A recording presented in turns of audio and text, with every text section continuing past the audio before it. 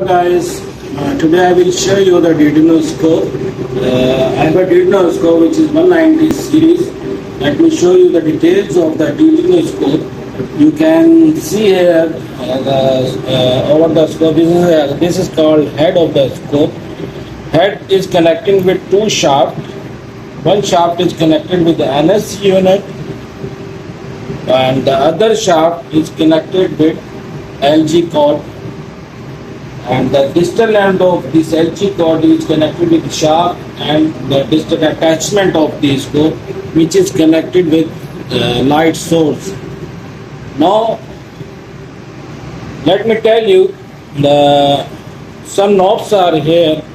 You can see here these knobs. We have two wheels in this scope.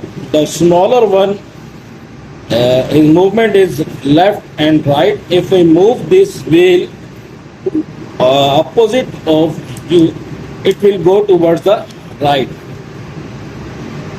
As well as if I move this wheel towards me, it will go towards the left position. The larger wheel, if you move away from me, it will go to the down, and it's close to me, it will go to the up. The next one is, we have this attachment, it is called elevator.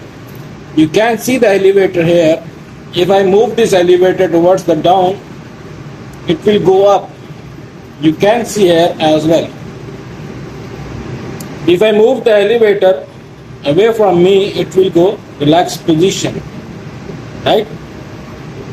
Okay. We have two buttons at the head of the endoscope.